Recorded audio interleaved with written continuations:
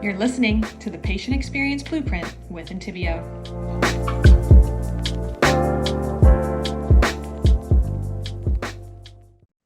Hey everyone, super excited to have you all here on today's episode of the Patient Experience Blueprint. Today we have a super special guest, Dr. Yazdani. Dr. Yazdani graduated from the University of Toronto with honors. He did his residency in North Carolina, and he brings a huge wealth of knowledge and commitment to dental excellence. Dr. Yazdani owns and manages the Yazdani Family Dentistry Clinic as well as Costello Family Dentistry.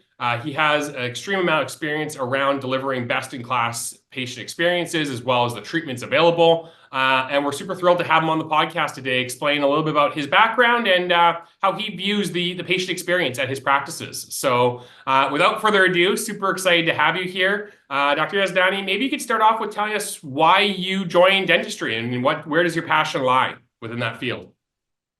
Well, first of all, I want to thank you, Josh, for inviting me to speak to your viewers here.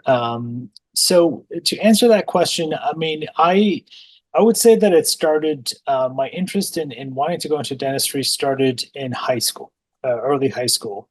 I was always really interested in the sciences, but I also liked working with my hands. And actually, it was my mother who suggested that, well, maybe dentistry would be the way to go that combines the two. And that pretty much stuck in my head from that point on. And from, I would say, I think it was around grade 9 or 10, I was fixated on getting into dentistry. Do you consider yourself a little bit of an artist?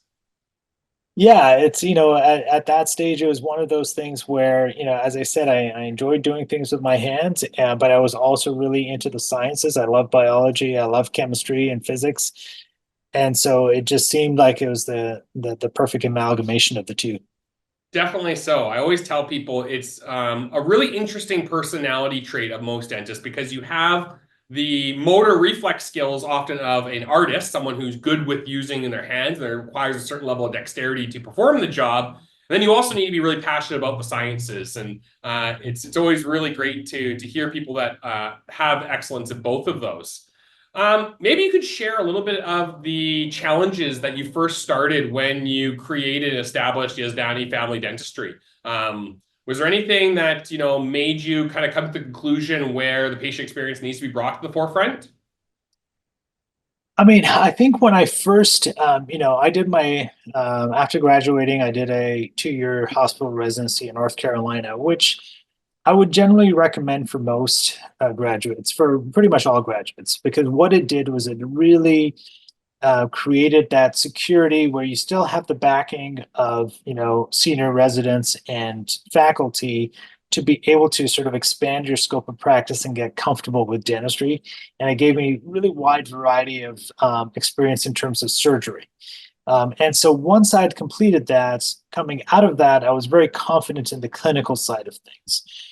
And obviously, I still had a lot to learn, but at least I had a strong foundation.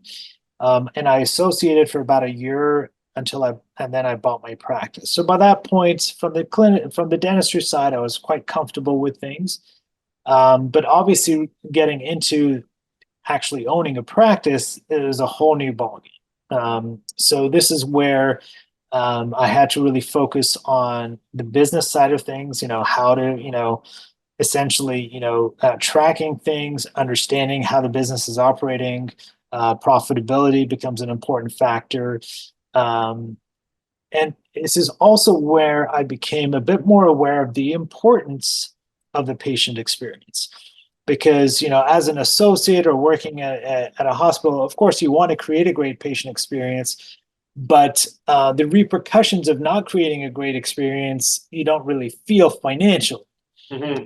But, if you're trying to build a practice and a successful practice, and the word of mouth is important. And the number one factor that goes into word of mouth is the experience that patients have. And so you become a lot more acutely aware of how important that is. Yeah, I love to hear that. I think, for a lot of people not in dentistry, it probably comes as a surprise. There's no actual business management courses in your degree, except that you're expected to manage a multi-million-dollar enterprise following. And I think so many dentists have struggled with that. I think that's actually a lot of the appeal towards joining a DSO or a group practice and being an associate, not having to deal with the business end of the job. What was kind of that first moment? You talked about, being an associate and obviously being a focus of importance around patient care, but not really fully understanding the importance of it until you started your own practice. Was there a moment, was there, a bad experience that you recognized? You said, like, well, you got to actually get on top of these things. Like, or was it purely just a general understanding if we want to grow the practice, we have to have people talking about good experiences? I don't know that there was a specific incident or anything. It was more just the understanding of how the lifeblood of the practice is, the patients coming back. Mm-hmm. It's not just about the one-time, appointment. And so that's directly correlated to the experience. As an associate, you're not responsible for getting patients in. The principal is taking care of that. You're just not even aware of what goes into to leading to that. And so there isn't as much of an awareness of that side of things. And when you're in your own practice and you realize, okay, well, if I want to continue to grow and if I want to sustain this, these patients need to come back. And also, I'd like them to refer their friends and family. And that's, new patients are the lifeblood of the practice. And so if the new patient numbers aren't healthy, and the big part of new patients is referrals, internal referrals, then that can, impact the long-term health of the practice. So I think it was really just more understanding that you start to look at the whole rather than just the thing you're focused on. Because as an associate, you're just focused on, okay, this patient, I got to do this treatment, and that's kind of, you have that tunnel vision on that. Let me just get this done and get a successful clinical outcome. Whereas, as a principal, you're like, okay, well, I want to get this great clinical outcome, but I want to make sure that, I'm, that the patient is comfortable while I'm doing this. That becomes even more important, because understanding that, okay, well, if this patient then decides not to come back, as an associate, you're like, oh, like, again, not that associates don't care about that, but it may not necessarily have an impact on their financial state, because the principal is handling getting them the patients. And so now you're now in the sort of I guess, if you want to call it, the business of actually recruiting people to come to your practice and staying in the practice. You're not just thinking about the clinical side of things. There's two KPIs or metrics that you talked about here, and I want to kind of focus in on them because they're actually two of the three biggest KPIs that we focus in on at Intiveo. So the first one you talked about was making sure patients have that next appointment in the scheduler. We call that rebooking rate. Yeah. The other one you talked about is new patients, growing your total active patients. Those things are hand in hand. If you gain new active patients, but you don't get them rebooking their appointments, you may as well have not got them to begin with, because there's not a lot of profit on that new patient exam. It's really about the restorative and the major treatments that you want to make sure that you're the primary provider for. The other thing that we hear quite often is around, treatment failure rates. So this is patients canceling with late notice, not showing up prepared, canceling the appointment, or no showing altogether. Those are kind of the three top metrics. Are those the same for you, the one things that you focus in on? Yeah, so I mean, we've got a number of KPIs that we follow, but I would say the two top ones that I would say that essentially drive everything are new patients, and what we refer to. This may be a term that's unfamiliar to you. I work with Scheduling Institute, so this is a big part of what they teach us at Scheduling Institute, is this concept called average revenue per new patient. And this is basically a reflection of the level of it essentially captures a number of key things within it. How often patients are coming back, how often they're accepting treatment. Mm-hmm. And so the larger the average revenue, the more effective you are in getting patients back. And so those are sort of top line KPIs. Now, within those, we have smaller KPIs broken down that breaks those down. But on a top level, those two things give you an idea of how well you're doing in terms of retaining patients and also gaining patients' trust to accept treatment that you're proposing. So that's the average revenue per new patient. And then the new patients is how well you're doing in terms of driving new patients into the practice. And that is something that I've learned is a really important thing that's often neglected by most dental practices is the new patients, because, if you want to grow, you have to have new patients. Yeah. And also something that I think a lot of dentists don't really factor in. They think, okay, well, I don't need new patients. I've got a good patient base. Studies have shown that between 15 to 20% of a population moves or dies. Mm-hmm. So if you're a practice that has 0 new patients per month, you can expect to lose about 15 to 20% of your patient base every month if you're not replacing that with new patients. And so in that sense, Scheduling Institute refers to, new patients as the lifeblood of the practice. It really is a lifeblood. If you don't have a steady source of new patients at a minimum to replace the natural attrition that will occur from people moving out of town or unfortunately passing away, your practice will die. Well, there's definitely a lot I want to talk about the Scheduling Institute, but before that, a lot of these indicators are, we would call lagging indicators. They are the results of things that we've already done. What are some leading indicators that you would focus in on to help, measure your path along that journey of the patient experience?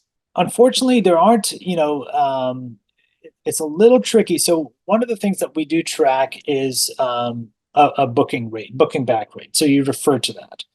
So what we try to measure is, what we found is that our most effective way of retaining patients is getting them into hygiene. Mm-hmm.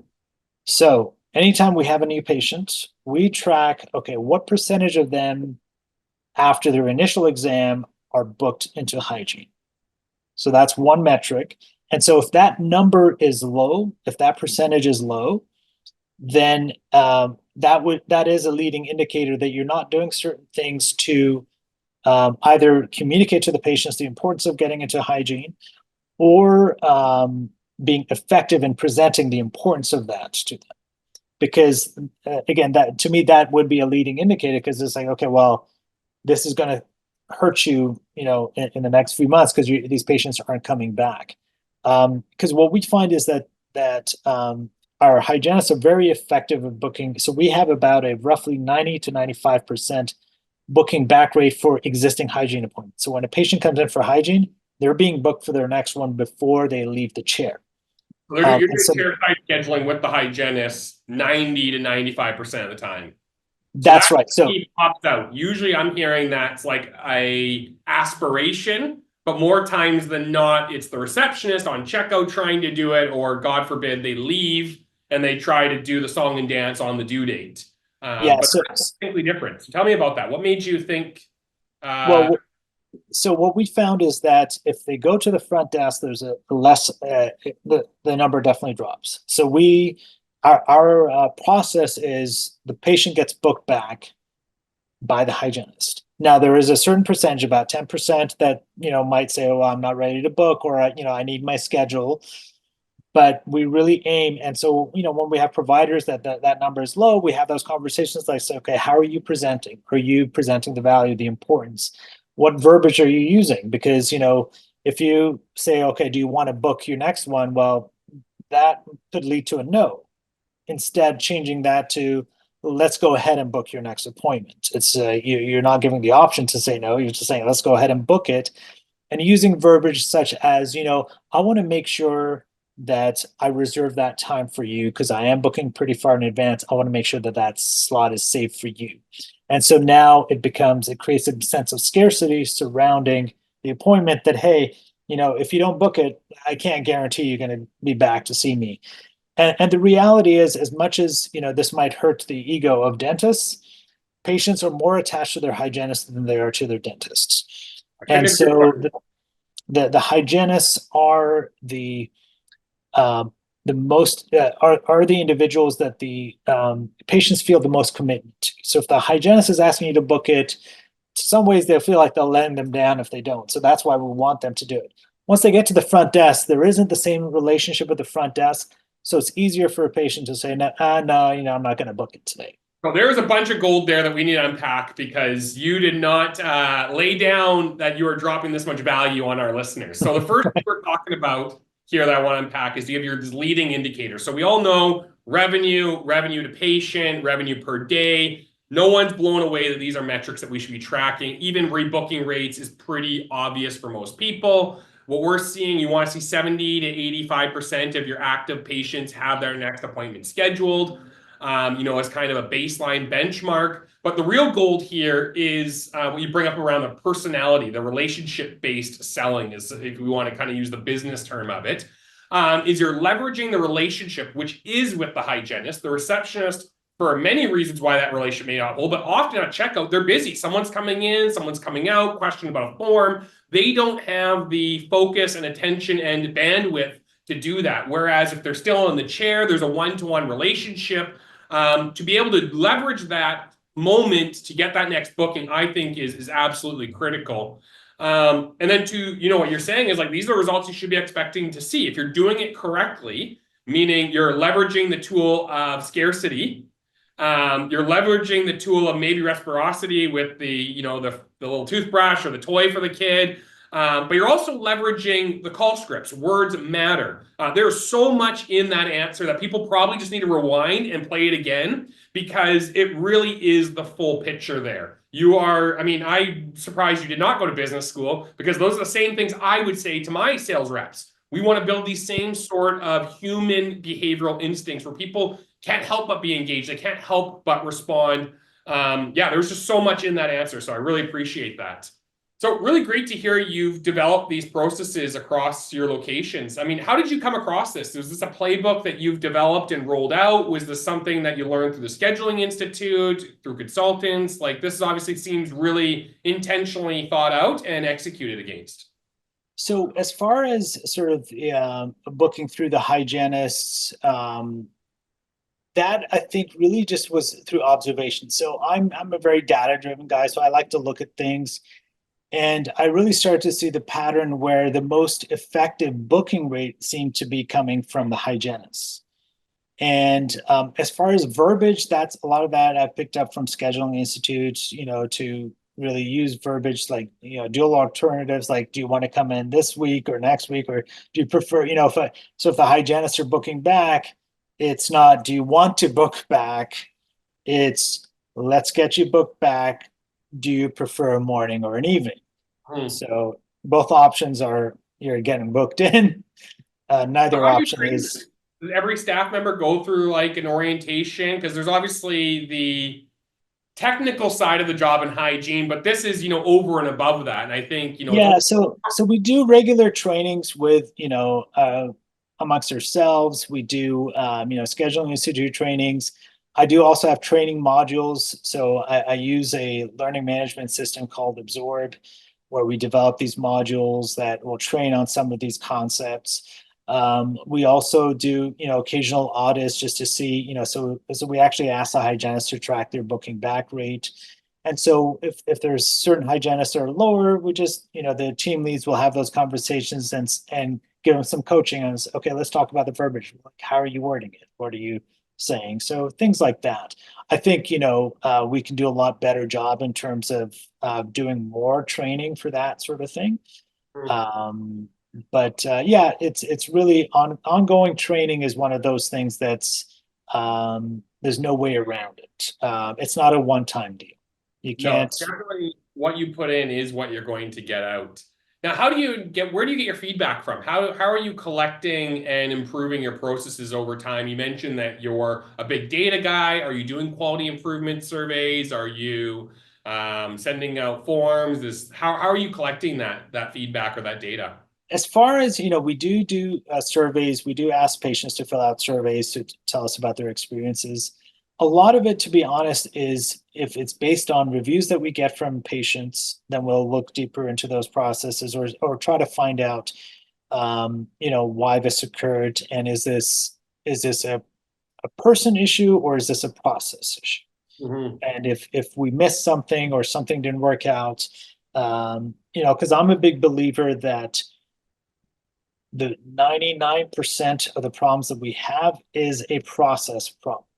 Mhm. Either we don't have a process for it. So again, if let's say, a patient has a bad experience because we did an extraction and then they were having a lot of pain and they didn't know what to do, or there was no follow-up. It's like, okay, well, that tells me, that either you don't have a process for follow-up, i.e., the doctors aren't getting an email saying, okay, here are your extractions, here are the patients, here are the phone numbers. Mhm. So either you don't have that if you don't have that process, there's no follow-up, 90%, 95% of patients are going to be fine, but you might get that 1 or 2% that have a problem, and now, you know, they end up having a bad experience, and then they maybe write a complaint or send you a complaint saying, hey, I was bleeding all night, I didn't know what to do, and I didn't know where to turn. Like no one called me. Emergency clinic. Yeah, and no one called me to see how I was doing. And so then that, when that occurs, and that's one of the things that I've tried to learn, and I still need to improve on really getting to this mindset that when someone complains, rather than assuming that it's, oh, that person's crazy or this is that, actually look at the scenario and say, okay, well, what went wrong? Mhm.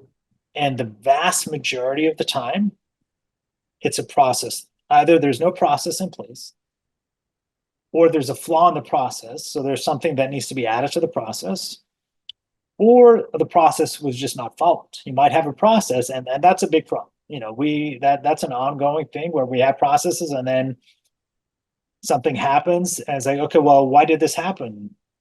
Did you follow the process? Oh, I didn't follow the process. I'll give you an example of a process, where we have a process, but then there was a negative outcome because the process wasn't followed. Yeah, please So do.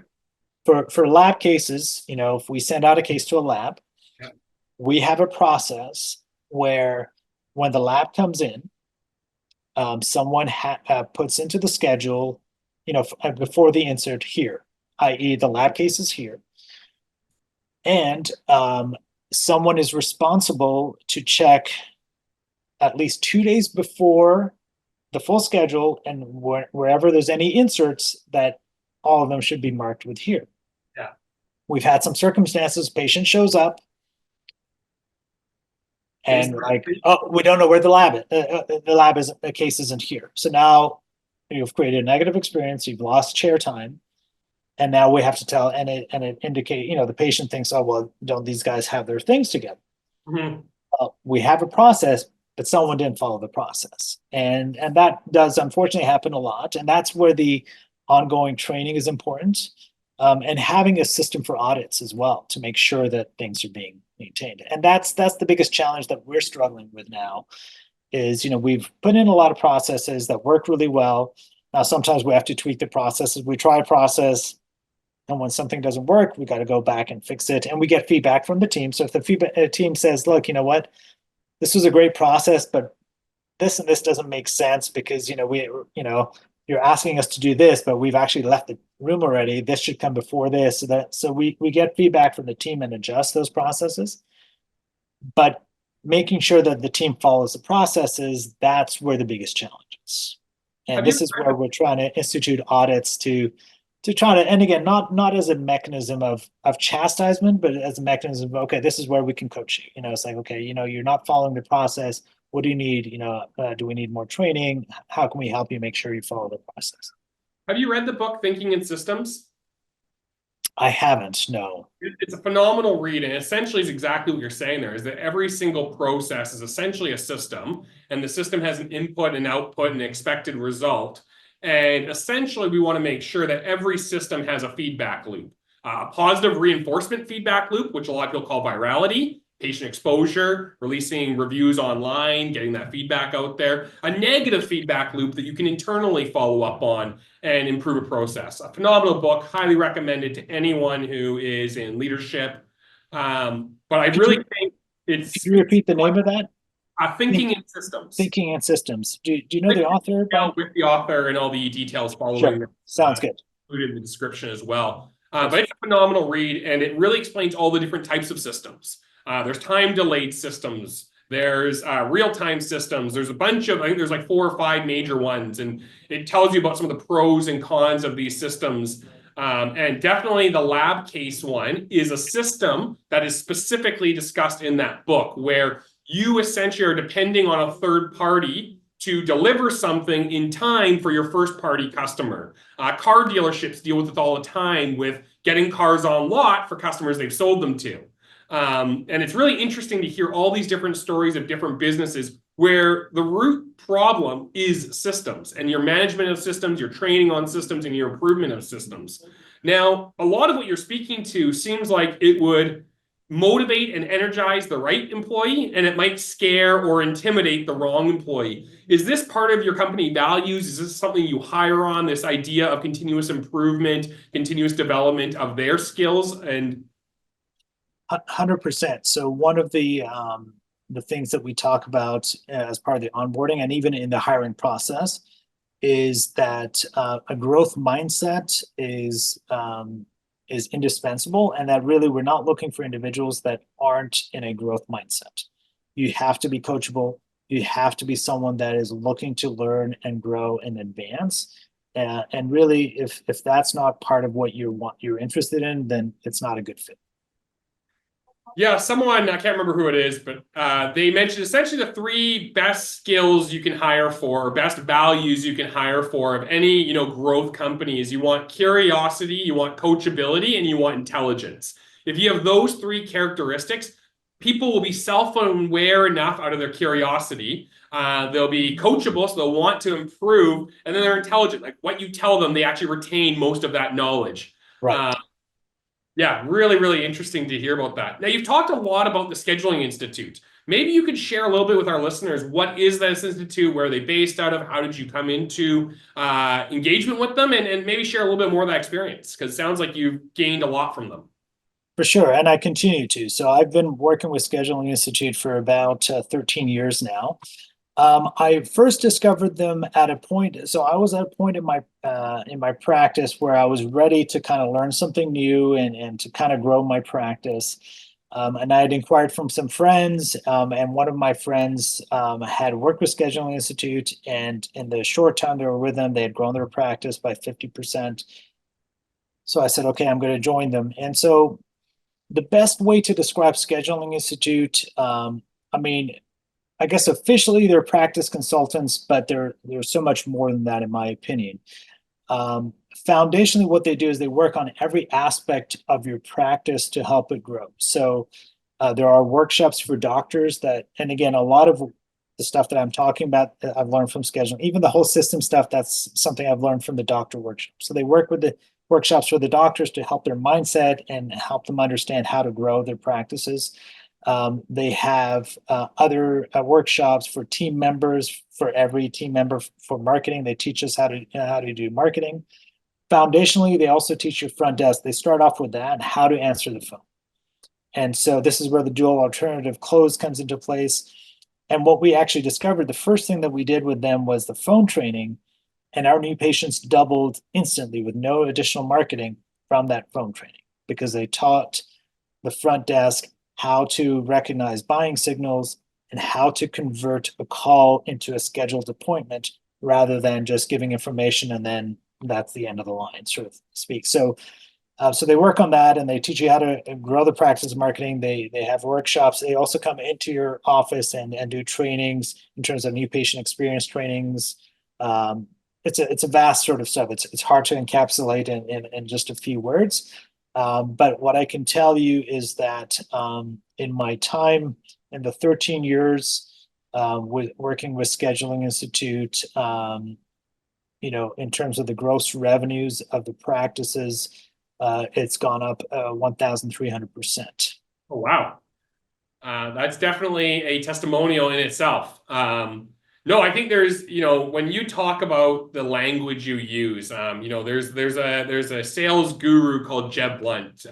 He wrote the book. It starts Fanatical Prospecting, as well as the book I would recommend to a lot of people in the front desk, called Objections.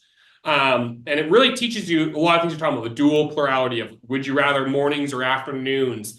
But actually it gets you in the mindset of people's natural response is to object. And that's not rejection, it's objection. It's a sign of interest.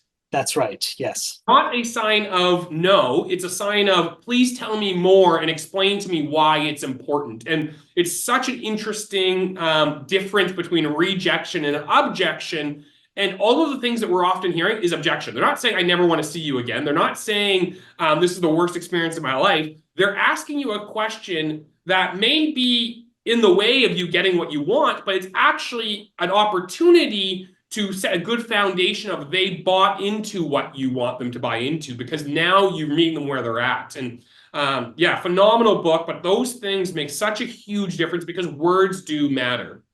100%. Even little words. So where are they based out of? Is this like a group session? Is this? They're based out of Atlanta, so it's a they're tremendously successful. They have thousands of doctors. And that's the other piece of why scheduling is so effective. They do about 300 trainings in offices every year. So what they do is they see and their individuals going to they see what's going on. They see what the challenges are. And they stay current. So they're always updating their workshops to address the challenges that they're seeing that their clients have. I imagine during COVID, they were pretty instrumental on how are we dealing with, the new normals and realities. 100%. And so, and that's why it's so effective, is that, every workshop I go to, I always feel like, oh my God, like I feel like they're in my head. Like this is exactly the frustration I have, and they'll do big events. They do a lot of big events. A couple of years ago, there was a big hiring event because, again, getting staff was really tough. So they're like, okay, this is the challenge. So we're going to teach you guys how to recruit, how to hire, and so it's always evolving in that sense and staying current with the needs. That's awesome. Whilst also still building the foundations. Some things are just foundational that don't ever change. They're evergreen. Yeah, 30 years ago, we talked a lot about perfect day scheduling, where, there's essentially a mixture of procedures you wanted to have completed within a day to ensure you're not just doing, 12 fillings and producing, 3,000 in revenue that day. Is that something they also lean into, or has that been now replaced with a new model? Yeah, they do talk about rock blocking. It's so essentially calling it rocks, like so. Rockefeller habits, the 3 rocks. What do you want to so this week? Yeah, so using that same concept. So for team leads, again, they've got trainings for leadership as well, where you set rocks every quarter. So 3 to 5 priorities that you want to focus on this quarter, big items. But that principle also goes into the schedule in the sense that in order to make sure that you have an even schedule and also productive day every day, we block certain amounts of time. So let's say an hour and a half to 2 hours every day in the schedule, where only certain procedures can be booked that are production procedures that are high revenue. So inserts, implant placements, things like that, so that you don't end up having a day where you're just doing, 10 crown preps where you're not, and again, you're not generating revenue on that day. It's coming down the road, or you're not doing all just, very low productive activities, so to speak. So you talk a lot about your training, your coaching, your feedback with your teammates. Are you doing dailies or weekly huddles? Like, how are you kind of making sure that beat is consistent every day? So we do have a daily huddle before every shift. And so we have a certain sequence of things that we go through. Essentially, you start off with a positive thing from the day before, something that went well. We talk about the new patients that we had, how many we had yesterday, how many were booked back. So again, there's that the awareness of, okay, there was 8, we only booked back 5. Why is that? Have a quick conversation on that. And then talking about the schedule for the day. Very quickly, the doctors and the hygienists just indicate what their gap is. So again, we do what's called a gap report every day. So the night before, a report is sent out of the expected production for every provider that day based on what's scheduled. Mhm. And then we have daily goals. So then that way, each doctor and each hygienist knows what their gap is, the gap between Actual and plan. goal and what the actual, and then a quick conversation of how they might be able to close the gap. And so again, does this happen all the time? It's not being done at a high level, but what they're supposed to do is to look at their schedule and say, hey, I noticed that, John here, he's booked for this filling and he actually has another filling that needs to get done too. He's coming back for that. Why don't we try to, it looks like we've got some time here. Let's knock them both out. That's going to save him time. This is a win-win scenario. It'll be more productive. He doesn't have to come back. So identifying opportunities for those same day procedures to be able to close that gap. And the same thing for the hygienists. Do you have any end of day rituals, things that you or your teammates do to kind of build that culture, get them prepared for the next day or to bring closure to the day that they had?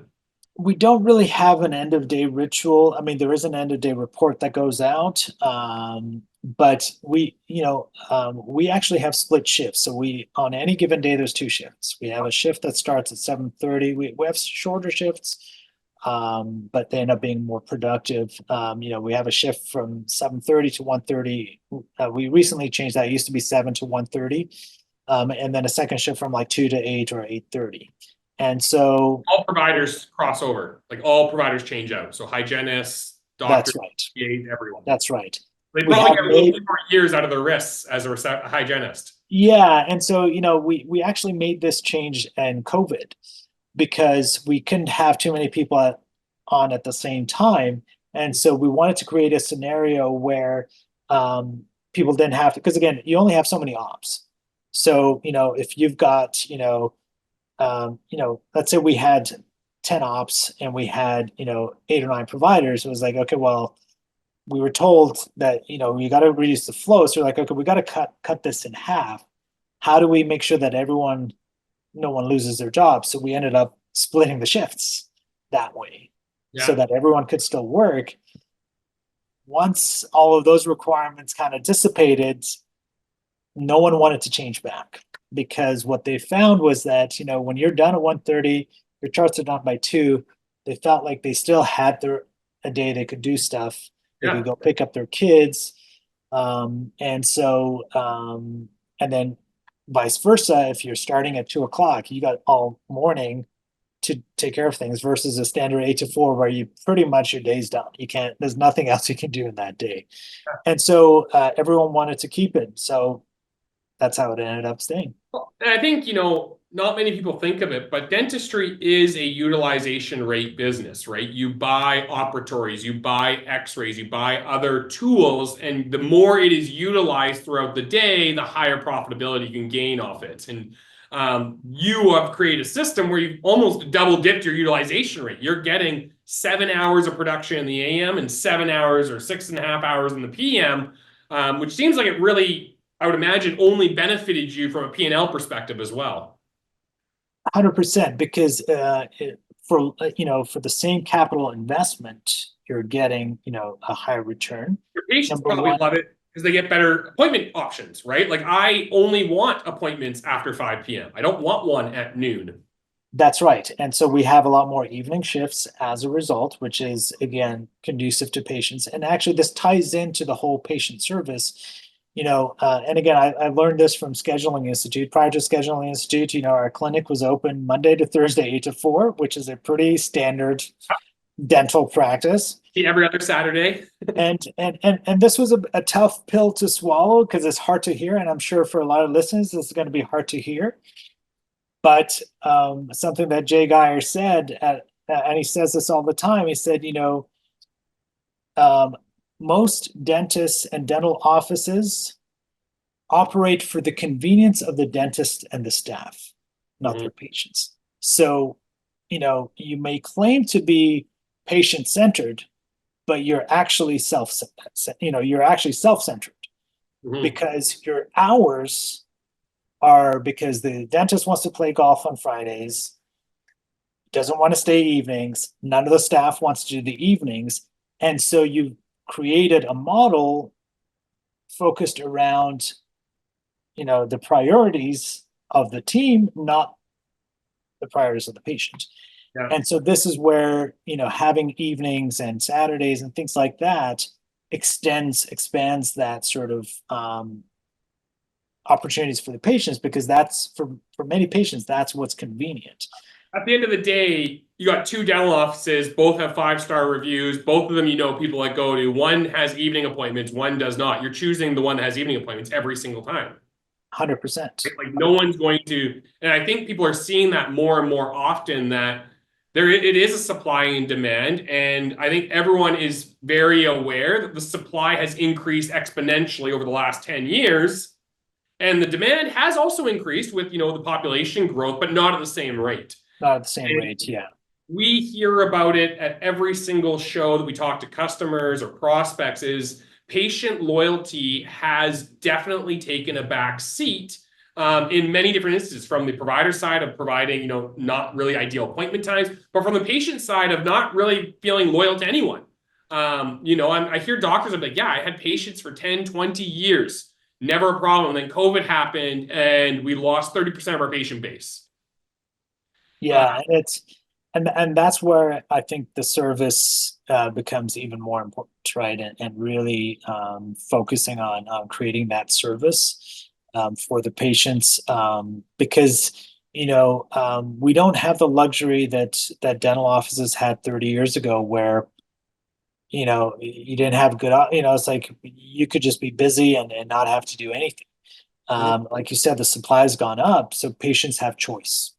Yeah. And so we have to really up our game if we want to stay, be chosen by patients. And, you mentioned the whole thing about maximizing the operatives. One of the other KPIs that we track is something called average revenue per op. Mm-hmm. And so when your average revenue per op, annual revenue, is low, it's usually an indication of low utilization of the facilities that you have. Mm-hmm. And so, I have a number that I try to stay within. When it gets too high, that becomes problematic as well. That means that you're maxing out at the hill. You're right at the max, so you need to plan for an expansion, or else what's going to happen is that you will start to lose patients, because your schedule is going to get so full. And this is a challenge that we actually have in one of my practices right now, where we don't have the ops, where hygiene's been booked out 6-7 months. If someone cancels hygiene, they can't get in for a while. We're losing patients, and understandably, because they're like, okay, well, I don't want to wait 7 months. And so we're actually in the midst of, we're going to be doing an expansion next year to add more ops, because we want to be able to serve patients at the level that they deserve to be. Mm-hmm. And so when that number is too high, it's not good. But when it's too low, it's also an indication of, okay, you've made this big capital investment. And also, in terms of rent, the dollar, the rent that you're paying per op, or per dollar of revenue, you want that number to be as low as possible. So the more revenue that you get out of the same space that you're paying rent for, the better. The only way to do that is to have longer hours, and again, long hours are tough for people, especially nowadays. No one wants to work 12, 13-hour shifts. So the best way to do that is to do a split shift.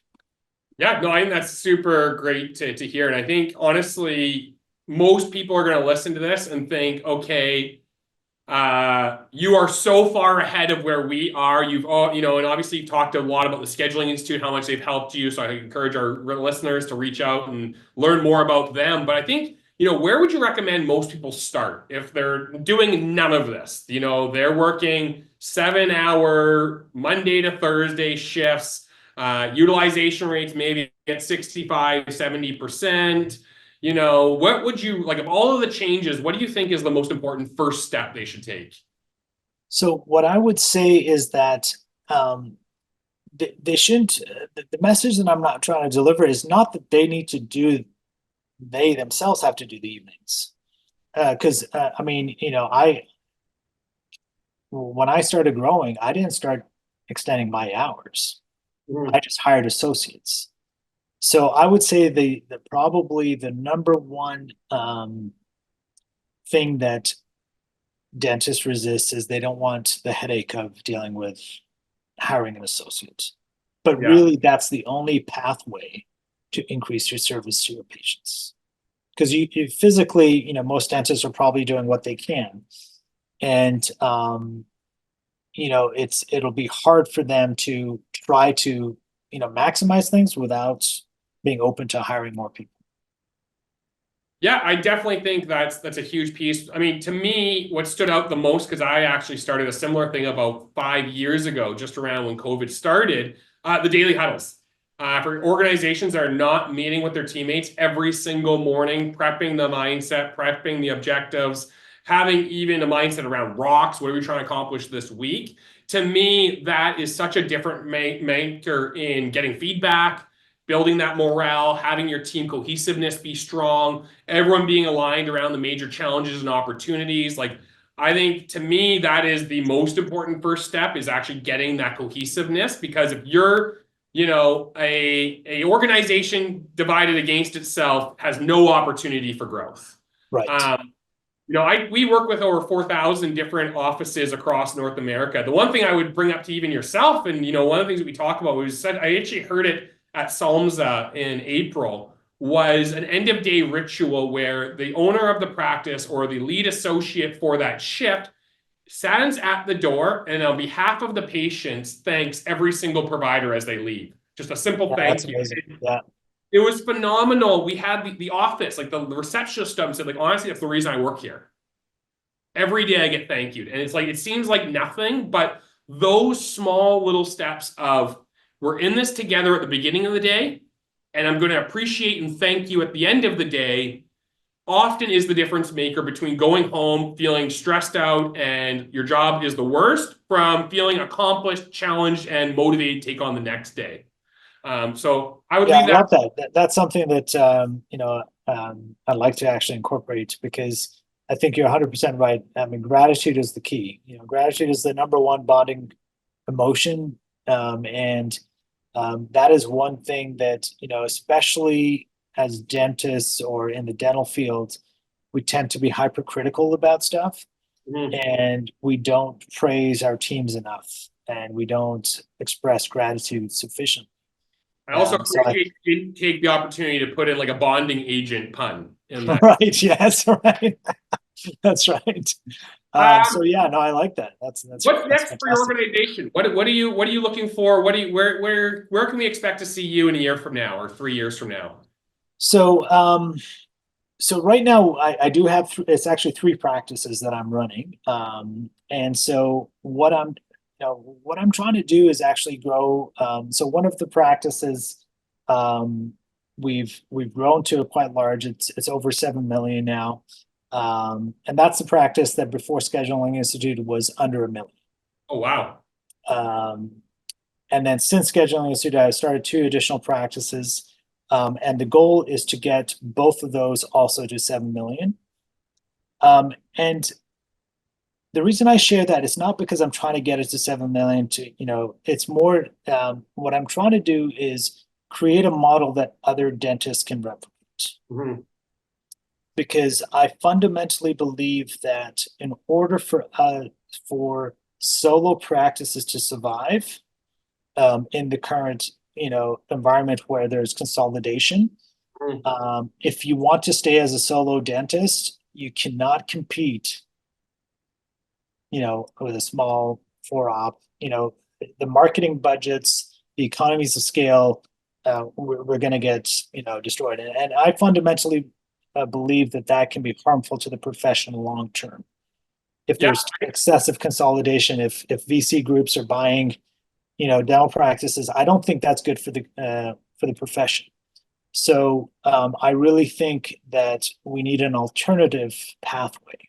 Mhm.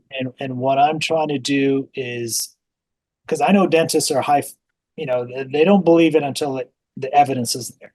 So Mhm. what I'm trying to do is say, okay, as a solo practice, if I can do this 3 times, and again, the other practices are in the 3 to 4 million range.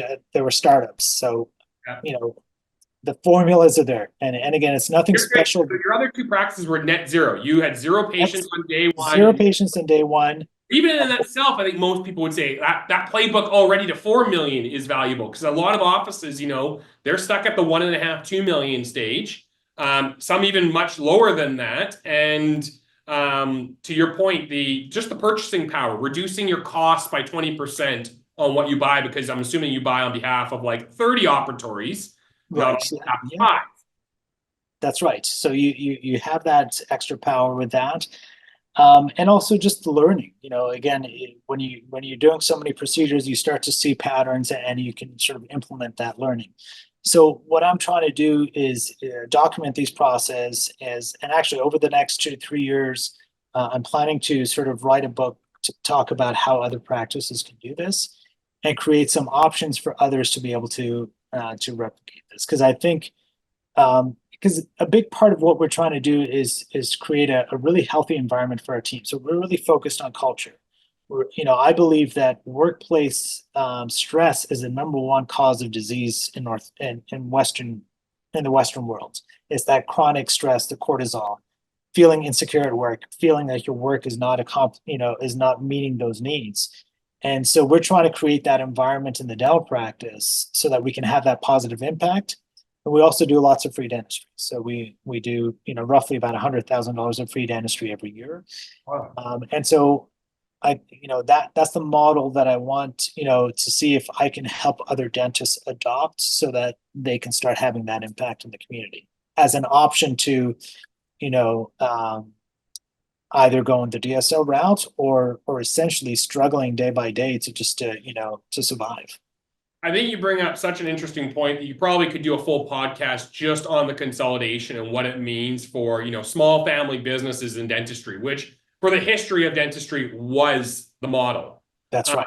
And I strongly agree with you that there are so many advantages to DSOs and large group practices that unless you're really methodical and intentional on what you're doing in your solo practice or your small group practice, these whales are just going to eat everyone up. That's the nature of the business. And the patient is actually the one that misses out because the experience cannot be as personalized, nor I don't think their intention is for it to be as personalized as a solo location, but you should have that option. If I had fear of a dentist, I wouldn't want to go to a DSO probably. I'd probably want to find someone I know, trust, will explain all the procedures, has much stronger retention in their staff. So you're seeing the same faces every time. And again, it's not to suggest, because again, there's a lot of great, wonderful dentists that work in DSOs and team members. Yeah. The dentists and them are fantastic. But unfortunately, because the prime goal of the DSO is purely profit, it creates conditions because of that pressure that does not allow the natural best in individuals to come out. Mm-hmm. And so it doesn't, in my opinion, and again, that's just my opinion, so I'm not trying to suggest that I'm right, but I feel that in that kind of environment, it creates stress and anxiety for the whole team, which will negatively impact the interaction with the patients. Not that they intend to, but it just is. Like if I'm going to work and I'm stressed, it's not going to be my A game, 100%. Mm. And so there's this negative impact that overall is impacted on the people, but also on the patients. And I just think that, that's the direction things are going. And it might be a Hail Mary, but we got to give it a shot to see if we can create some alternative. Yeah, I think at the end of the day, the market wants choice.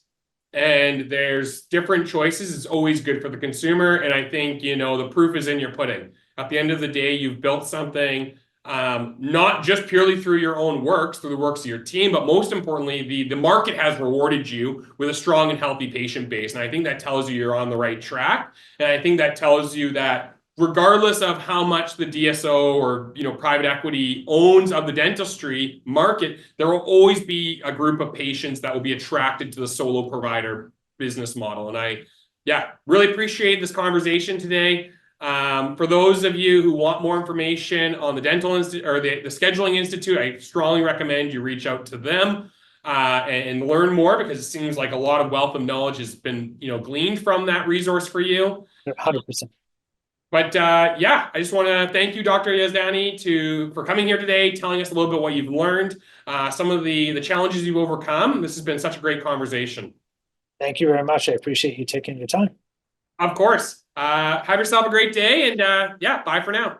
Thank you. Take care. Bye.